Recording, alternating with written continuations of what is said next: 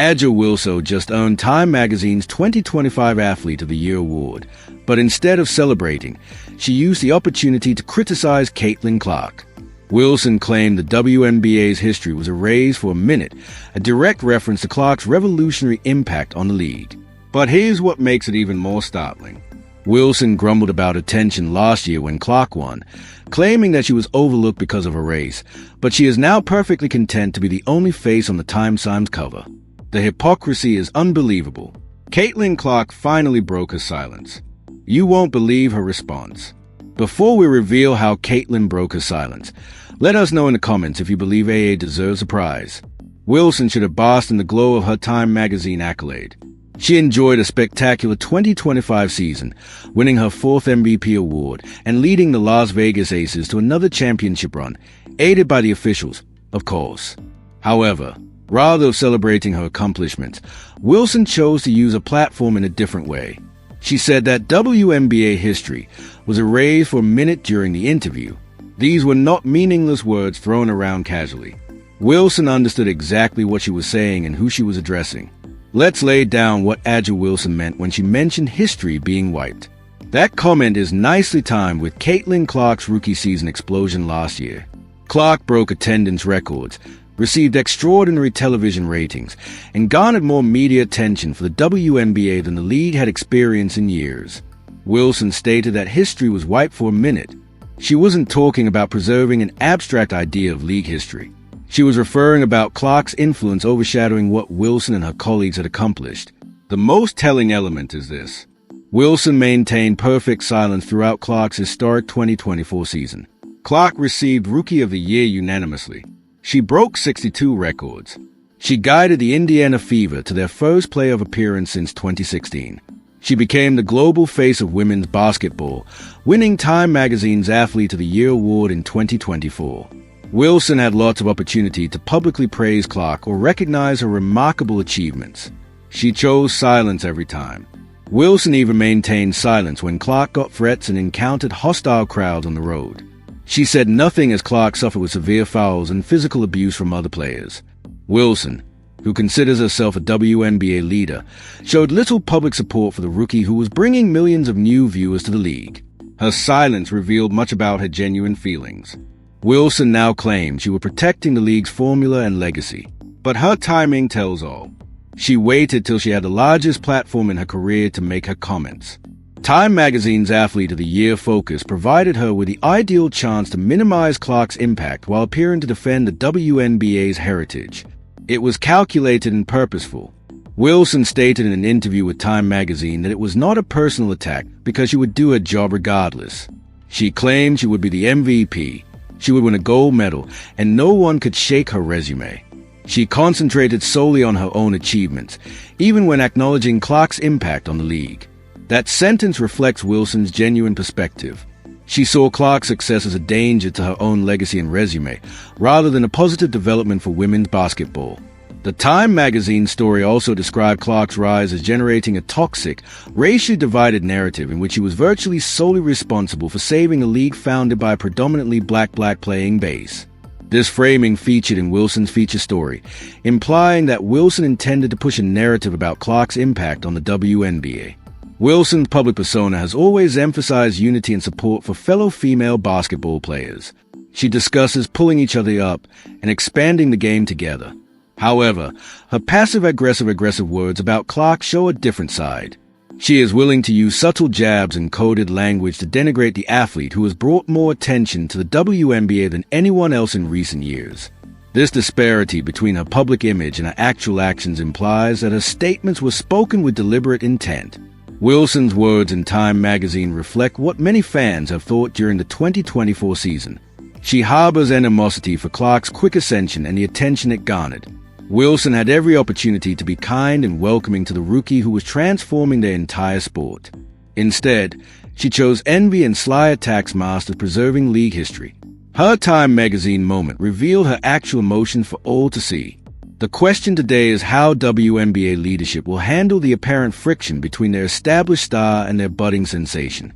The WNBA's hypocrisy reaches new heights when you compare how the league handled A'ja Wilson's Time magazine award to how it treated Caitlin Clark in 2024. When Caitlin Clark dominated headlines and set records in 2024, A'ja Wilson and several other players expressed their displeasure with individual accolades. They claimed it was unfair and divisive for one player to receive so much attention. Wilson even argued that Clark's limelight was bad, and she used race to downplay Clark's accomplishments. Sheila Johnson, the owner of the Washington Mystics, stated on live television that the entire WNBA, not just Caitlin Clark, should be on the cover of Time magazine. Wilson contended that Clark's honor neglected the achievements of other players, particularly black players who helped establish the WNBA. She portrayed herself as someone who was dedicated to preserving the league's heritage and giving fair recognition to everyone who earned it. The narrative shifted to focus on communal achievement rather than individual fame. Wilson saw Clark's widespread media coverage as detrimental to the sport and unfair to other deserving athletes. Fast forward to A'ja Wilson's solitary appearance on Time magazine's cover as a 2025 Athlete of the Year. Where are all the voices demanding collective recognition now? Where are the complaints about one player receiving excessive special attention? The silence is terrible. Wilson is alone on the magazine cover, promoting herself and her accomplishments with no opposition from those who had opposed Clark's solo recognition just months before. The league that once reportedly favored a team-first mindset and shared credit now celebrates Wilson as the sole face of WNBA success. Nobody insisted that her teammates be included in the recognition. Nobody asked for the Las Vegas Aces to share the spotlight. Nobody complained that Wilson overshadowed other deserving players. When Wilson receives individual accolades, the identical arguments used against Caitlin Clark are rendered ineffective. Wilson's previous race-based critique of Clark's recognition is much more relevant in this context. She claimed Clark earned attention in part because of her color, meaning that the media favored Clark over black players. Wilson, on the other hand, faces no such criticism for her Time magazine story. Nobody wonders whether she deserved to be recognized over other players. No one asks why she appears alone on the cover rather than representing the entire WNBA community. The WNBA's selective anger about individual accomplishments reveals the league's actual interests and highlights the institutional bias that Caitlin Clark experienced from the start. When Clark broke attendance records and gave enormous viewership to the league, officials remained mostly silent. While players attacked her for receiving too much attention, they also allowed the narrative to spread that Clark's success undermined the efforts of other players. When you look at how the league handled both incidents, the double standard becomes evident. Clark's remarkable debut season resulted in more income, attendance, and media coverage than the WNBA had seen in years. Nonetheless, she faced persistent criticism for garnering individual recognition. A'ja Wilson wins one award and is praised across all WNBA platforms, with no one disputing the individual focus. This contradictory approach to individual recognition demonstrates that the WNBA's handling of Clark was never intended to protect collective success or ensure equal representation. It was about preserving current power structures and preventing a newcomer from appending the established hierarchy too rapidly. The same league that chastised Clark for overshadowing other players now praises Wilson as their sole representation. A'ja Wilson's envy, along with the WNBA's institutional racism, produced a poisonous environment for Clark during her rookie season. The league's contradictory stance on individual recognition demonstrates that they were never interested in fairness or uniformity. They wanted to dominate the narrative, protecting some players while disparaging others. Wilson's Time cover moment highlighted this duplicity for all to see. But her animosity of Clark goes well beyond accolades and media recognition. Wilson's angry remarks regarding Clark show something far more profound than basic player rivalry. She is quickly losing her status as the league's top star. The numbers don't lie. Clark garnered television ratings that Wilson never came close to matching throughout her career. Regular season games featuring Clark garnered crowds that dwarf Wilson's best postseason efforts. Clark transformed vacant halls into sold-out locations where the Indiana Fever performed. Clark's endorsement portfolio reveals the true narrative of who brands perceive as the future of women's basketball. Her Nike contract apparently contains unparalleled terms and global marketing potential, which Wilson's collaboration cannot match. Clark obtained sponsors from businesses other than sports equipment. She appears in conventional advertising campaigns aimed for audiences Wilson has never reached. Her crossover appeal goes far beyond regular basketball fans. The Team USA crisis reveals Wilson's diminishing international influence. Clark has made the roster, although Wilson's future status with the national team is uncertain. Olympic organizers and USA basketball authorities recognize Clark's abilities to bring global attention to women's basketball. Wilson's outspoken views and polarizing attitude make her a less appealing choice to represent American basketball internationally. International influence is shifting. Clark's influence on her teammates at Indiana exemplifies leadership skills that Wilson lacks. Lexi Hull evolved into a consistent three-point threat while playing alongside Clark. Aaliyah Boston discovered her rhythm and confidence with Clark, which put her up for easy baskets. Clark's playmaking ability helped Kelsey Mitchell hit new career highs. Clark lifts everyone around her, but Wilson focuses on her own numbers and accomplishments. Leadership matters. Wilson's career was built on individual achievements and personal recognition.